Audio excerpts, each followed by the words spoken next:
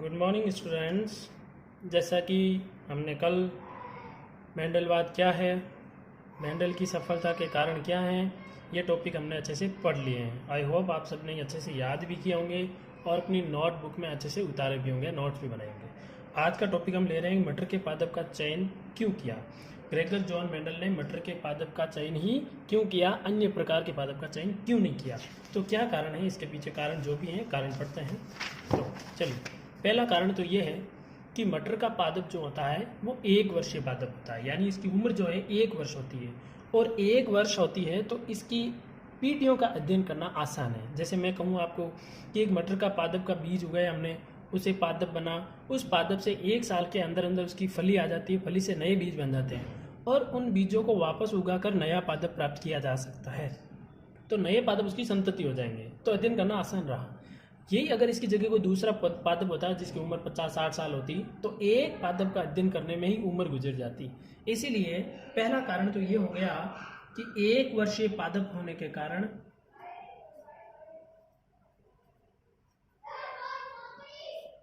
एक वर्षीय पादप होने के कारण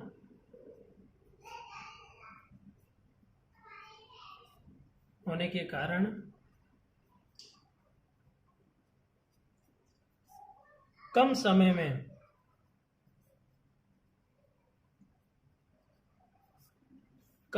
में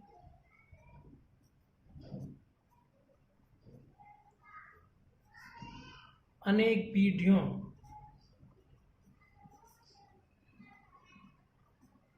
का अध्ययन किया जा सकता है।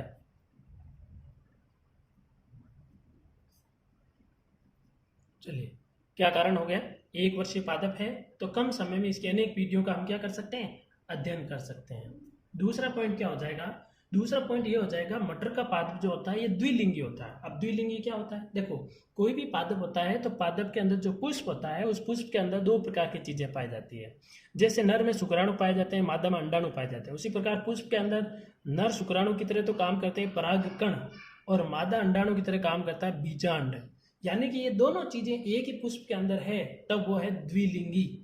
और यदि इनमें से कोई एक है तो वो कहेगा एक लिंगी। तो द्विलिंगी है तो उसके पुंकेसर को हटाकर उसके वर्तिकाग्र में डाला जा सकता है। तो दूसरी बात हम कहेंगे कि द्विलिंगी पुष्प होने के कारण द्विलिंगी पुष्प होने के कारण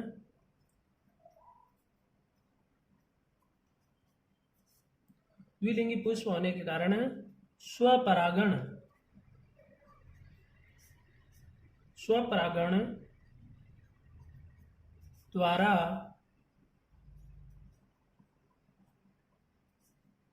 शुद्ध वंश क्रम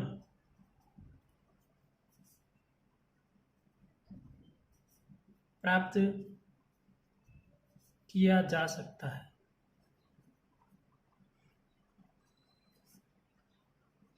यानी उसके अंदर पुंकेसर भी है, स्त्री केसर भी है, तो उस पुंकेसर को क्या करते हैं, उसके स्त्री केसर में डाला जा सकता है, जिससे नया फल बनेगा, नई फली बनेगी, फली से बीज बनेगा। तो उस बीज से जो नया पादप बनेगा वो हूबहू पहले वाले पादप के समान होगा, उसमें किसी भी प्रकार का परिवर्तन नहीं होगा। तो उसे क्या किया जा सकता है, शुद्ध वंश क्रम प्राप्त किया जा सकता है। यानी जैसी जनक संतति होगी वैसी की वैसी उसकी पुत्री संतति भी होगी, वैसी की वैसी। इसलिए इसको कहते हैं शुद्ध वंश क्रम प्राप्त किया जाता है। यानी नए गुण समाहित नहीं होंगे, जो गुण उसके मुख्य पादप में होंगे वही उसके नए पादप बनने वाले हैं, उनमें भी वही गुण होंगे। तो पहली बात तो ये हो गई। अब नए गुण नहीं आएंगे तो अध्ययन करना आसान होगा ना, नए गुण आ गए तो अध्ययन करना मुश्किल हो जाएगा, इस वजह से। तीसरा पॉइंट हो गया, विपुंसन विधि द्वारा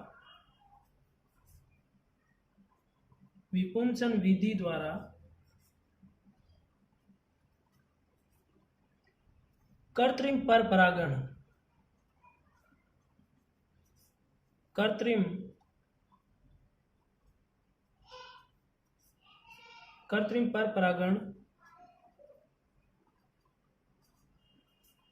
आसानी से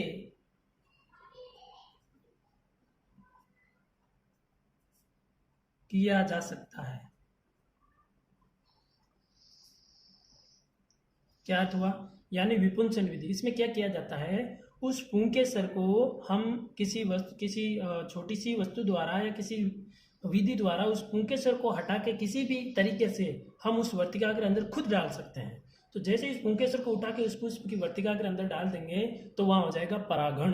परागण होने से वहाँ क्या हो जाएगा, बीजांड से नए बीज बनेंगे, बीज से फली का निर्माण हो जाएगा और फली में मटर के जो बीज होंगे उनसे नए पादप बनाए जा सकते हैं। तो कृत्रिम परागण भी पर परागण किया जा सकता है।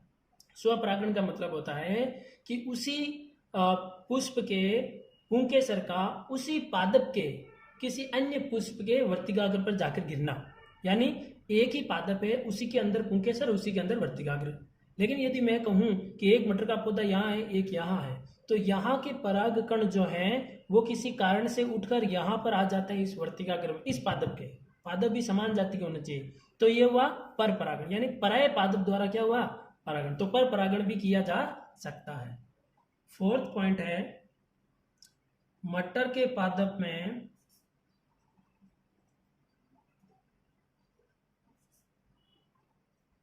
मटर के पादप में 7 जोड़ी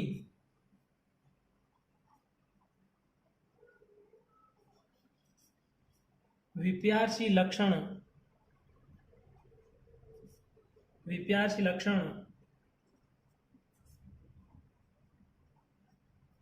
पाए जाते हैं। इसका मतलब क्या हुआ, मटर के अंदर 7 जोड़ी विपरीत लक्षण पाए जाते हैं। विपरीत लक्षण मतलब जैसे मैं कहूँ कोई व्यक्ति लंबा है तो उसका उल्टा क्या हो जाएगा, बोना है। कोई मोटा है तो उसका उल्टा क्या हो जाएगा, पतला है। तो ऐसे 7 जोड़ी लक्षण पाए जाते हैं मटर के पादप के अंदर। तो ये 4 कारण जो है मुख्य रूप से मटर के पादप के चयन करने का, तो ये कारण आप बिल्कुल अच्छे से याद कर लीजिएगा। इनके टेक्निकल पॉइंट को याद रख के भी आप याद कर सकते हो। क्या क्या याद रखना है, पहला तो 1 वर्षीय पादप याद रखते आपके दिमाग में आ जाएगा, अनेक पीढ़ियों का अध्ययन। दूसरा द्विलिंगी, इससे याद रखिएगा 1 वर्षीय द्विलिंगी। तीसरा विपुंसन विधि और चौथा 7 जोड़ी विप्यारसी लक्षण। ये 4 टेक्निकल पॉइंट याद रखिएगा, इससे आपको पूरी लाइन याद रहेगी। चलिए, अब ऐसे 7 जोड़ी लक्षण जो है वो कौन कौन से प्राप्त होते हैं, ऐसे कौन कौन से लक्षण हैं जो मटर के अंदर पाए जाते हैं। तो देखिए विप्यारसी लक्षण कौन कौन से होंगे। ठीक है, चलो इसके बारे में डिस्कस करते हैं। चलिए,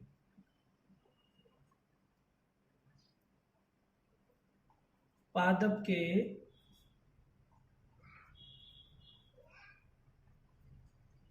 लक्षण, अब देखिएगा 7 जोड़ी लक्षण जो है वो कौन कौन से हैं। देखिएगा, पहले तो आ रहे हैं पादप के साथ लक्षण ले लेंगे, यहाँ पर इधर ले लेंगे इसके प्रभावी लक्षण और इधर ले लेंगे अप्रभावी। प्रभावी अप्रभावी क्या होते हैं अभी बताता हूँ आपको भी। चलिए, अब ध्यान से सुनिएगा। यदि मैं आपको एक बात कहूँ कि एक पादप था बोना और एक पादप था लंबा, मैंने क्या किया, बोने पादप में से पराग कण निकालकर लंबे पादप के अंदर उसकी वर्तिका के अंदर डाल दिए, तो वहां से नई फली बनेगी, उस फली से बीज बनेंगे, बीजों को वापस बोएंगे। तो आपको पता होना चाहिए सारे के सारे पौधे लंबे ही होंगे। यानी ऐसे लक्षण जो प्रथम पीढ़ी के अंदर प्रकट होते हैं, यानी 2 पादों का जब आपस में संकरण कराया जाता है तो उससे जो प्रथम पीढ़ी में जो लक्षण प्राप्त होंगे सबसे पहले उन्हें कहा जाता है प्रभावी लक्षण। ये प्रभावी अप्रभावी हमने नहीं बनाए हैं, ये ग्रेगर जॉन मेंडल ने बनाए प्रयोग करके। तो जैसे मैं बात करूं ऐसे कौन कौन से लक्षण हैं, तो देखते हैं। पहला लक्षण होता है जैसे पादप की लंबाई।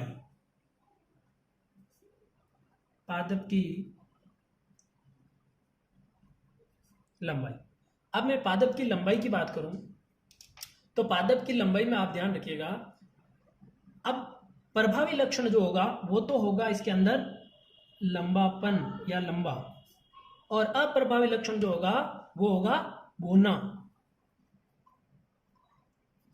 यानी आप मुझे बताइए जरा एक चीज, यदि मैं आपको कहूं कि एक लंबा पौधा एक बोना पौधा, दोनों का जब मैंने संकरण करवाया तो उसकी संतति से जो पौधे बने वो कैसे प्राप्त हुए, आप कहोगे लंबे प्राप्त हुए। लंबे प्राप्त हुए तो ये प्रभावी हुए। क्या नहीं प्राप्त हुए कि सर बोने प्राप्त नहीं हुए, तो फिर ये कौन है, अप्रभावी है। ठीक है, इसी प्रकार देखो प्रथम पीढ़ी में और कौन कौन से लक्षण प्रकट होते हैं। अगला है पुष्प की स्थिति।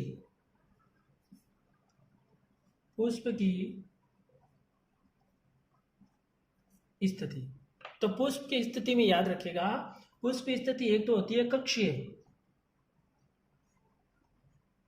जनरली जो पादप का पुष्प होता है मटर का वो कक्षीय होता है, ऐसे ऊपर ऊपर की तरफ खुला हुआ, आड़ा टेढ़ा नहीं।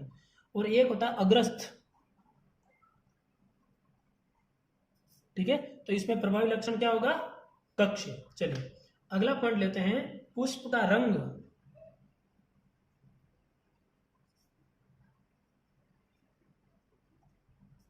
पुष्प का रंग, तो पुष्प के रंग की बात करें तो पुष्प का रंग जो नॉर्मली जो होता है वो होता है बैंगनी। नॉर्मली पुष्प का रंग कैसा होता है, बैंगनी। यदि बैंगनी नहीं हुआ तो कैसा होगा, सफेद।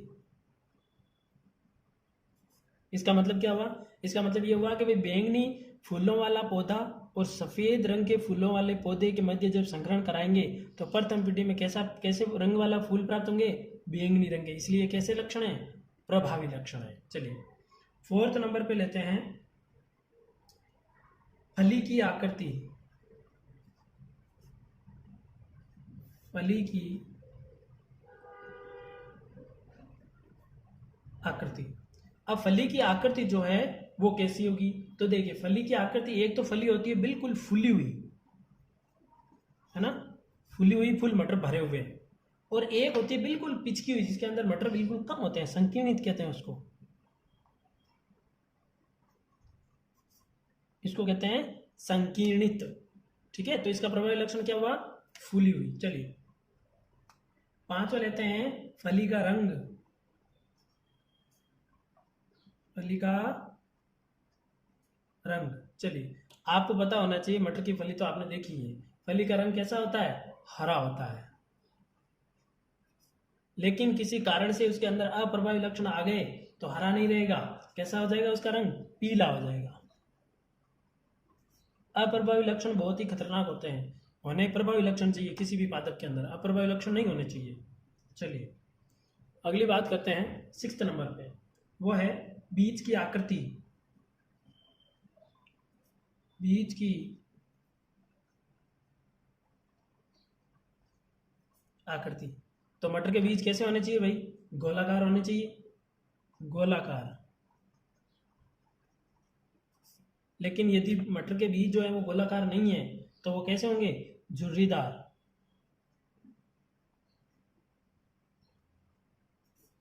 यानी झुर्रियां होगी उनके ऊपर। चलिए 7वां पॉइंट लेते हैं। 7वां पॉइंट है बीज का रंग।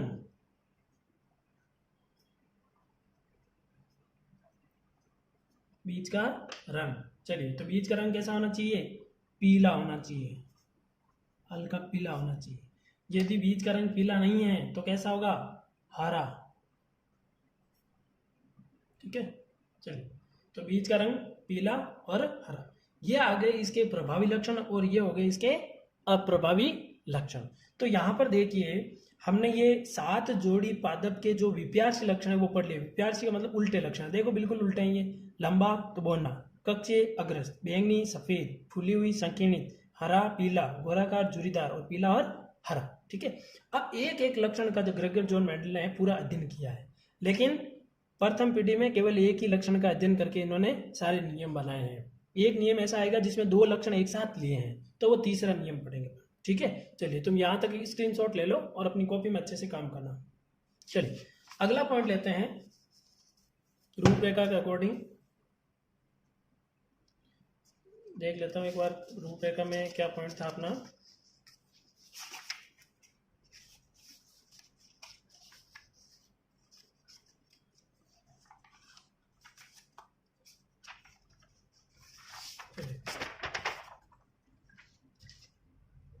अगला पॉइंट आता है,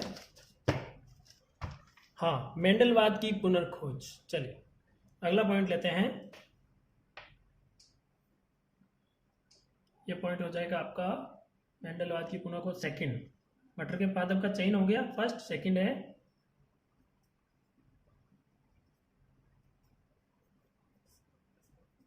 मेंडलवाद की पुनः खोज। यानी इसका मतलब ये हुआ कि ग्रेगर जॉन मेंडल ने जो अपने नियम दिए थे मटर के पादप के बारे में, पूरा निष्कर्ष निकाल के प्रयोग करके नियम दिए थे, ये नियम क्या हुआ, कुछ दिनों बाद इनके बारे में अध्ययन करना बंद कर दिया गया। यानी किसी भी साइंटिस्ट ने इनके बारे में बिल्कुल भी नहीं सोचा। लेकिन जब इनके सामने ऐसी परिस्थिति आई तो 3 साइंटिस्ट मिलकर इन नियमों का वापस उन्होंने प्रतिपादन किया और इस मेंडल के जो नियम हैं इनके नियमों की क्या कर दी, पुष्टि कर दी। तो ऐसे कौन कौन से साइंटिस्ट हैं, तो इसमें मुख्य रूप से 3 साइंटिस्ट हैं। देखो, पहले जो साइंटिस्ट हैं वो है Hugo de bridge, Hugo de bridge, Hugo de bridge. एक तो ये साइंटिस्ट थे, एक साइंटिस्ट थे Karl coherence, Karl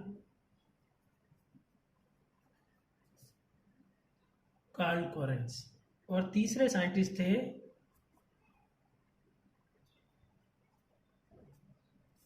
Eric von शेरमैक। चलिए, ये 3 साइंटिस्टों ने मिलकर इस मेंडलवाद के नियमों की क्या कर दी, पुनः पुष्टि कर दी। ठीक है, और इसके बारे में और भी बहुत सारी चीजें इसमें बता दी थी। चलिए, अब अगला पॉइंट लेते हैं, 4th पॉइंट जो रूपरेखा का अकॉर्डिंग है वो है आनुवांशिक शब्दावली। आनुवांशिक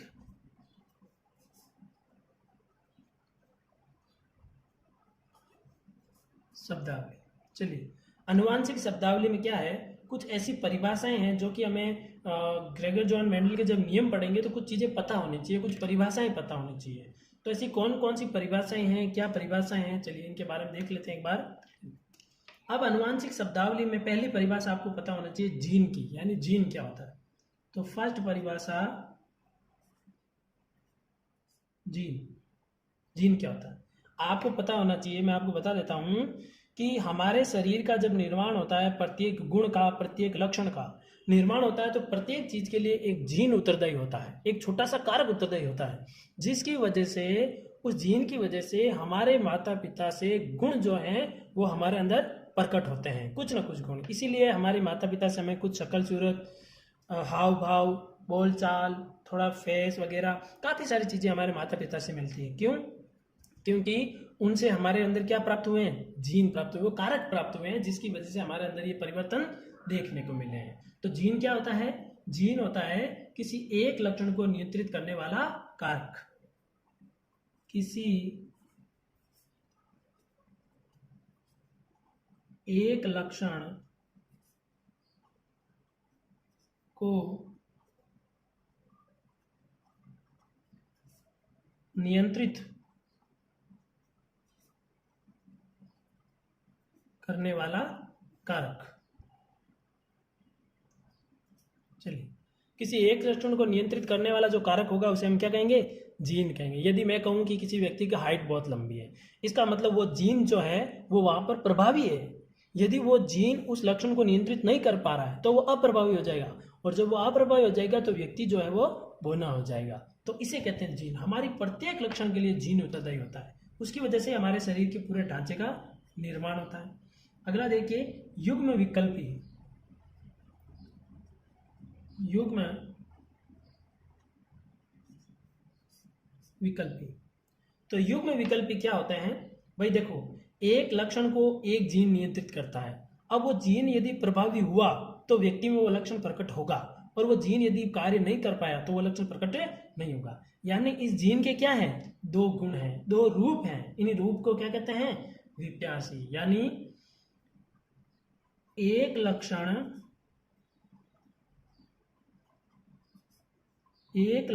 को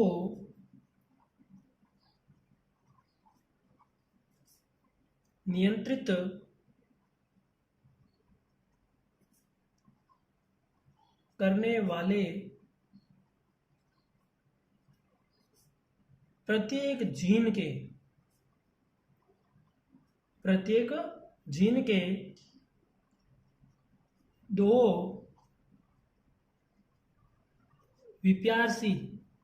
2 विप्यासी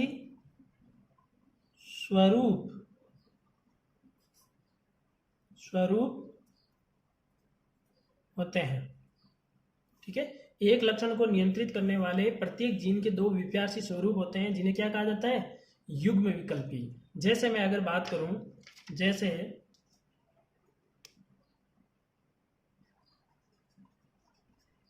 जैसे अब मैं कहूं कि यदि पादप लंबा है, पादप लंबा है, तो उसका युग्म विकल्पी हम नाम दे देते हैं कैपिटल टी। और यदि मैं कहूं कि पादप जो है वो बोना है, बोना है, तो उसका युग्म विकल्पी क्या हो जाएगा, स्मॉल टी। तो एक जीन के कितने युग्म विकल्पी हुए, दो। देखो, एक कैपिटल टी, एक स्मॉल टी, यानी लंबे के लिए कैपिटल टी और बोने के लिए स्मॉल टी। तो ये एक ही जीन के क्या है, दो विपरीत स्वरूप है। चलिए तीसरा पॉइंट लेते हैं, समयुग्मजी। तीसरा पॉइंट लेते हैं समयुग्मजी।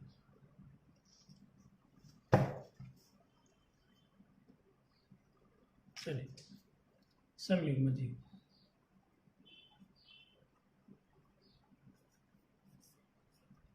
इन परिभाषाओं में से बोर्ड में क्वेश्चन पूछे जाते हैं, तो इनको आप अच्छे से याद कीजिएगा, ठीक है। चलिए समयुग्मजी क्या होते हैं, बहुत आसान है भाई। एक लक्षण को नियंत्रित करने वाला जो कारक होता है उसे जीन कहेंगे। इस जीन के कितने विप्याशी स्वरूप होते हैं, दो होते हैं। अब ये दोनों यदि समान है तो उसे क्या कहेंगे, समयुग्मजी।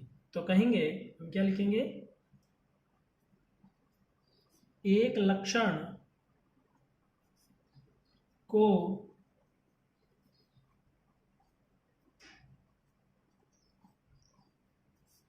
नियंत्रित करने वाले जीन के दोनों युग्म विकल्पी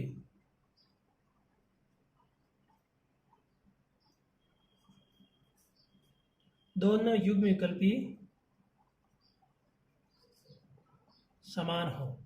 यानी एक लक्षण को नियंत्रित करने वाले जीन के दोनों युग्म विकल्पी समान हो तो उसे हम क्या कहेंगे, समयुग्मजी कहेंगे। जैसे मैं कहूं कि समयुग्मजी लंबा, तो समयुग्मजी लंबा से यहां मतलब हुआ पहला लक्षण भी कैपिटल टी, दूसरा लक्षण भी कैपिटल टी। या कहूं मैं समयुग्मजी बोना, तो यहाँ पर स्मॉल टी आ जाएगा, ठीक है। तो समयुग्मजी बोना, तो क्या आ जाएगा, स्मॉल टी, ठीक है। चलिए अब ये हो गए समयुग्मजी। अब आपको परिभाषा समझ में आ जाएगी। अगली फोर्थ परिभाषा है विषम युग्मजी। तो विषम युग्मजी में क्या होगा भाई, परिभाषा सेम रहेगी। क्या परिभाषा, एक लक्षण को नियंत्रित करने वाले जीन के दोनों युग्म विकल्पी असमान हो। समान की जगह क्या करना है, असमान हो। असमान होंगे तो उसे हम क्या कहेंगे, विषम युग्मजी कहेंगे।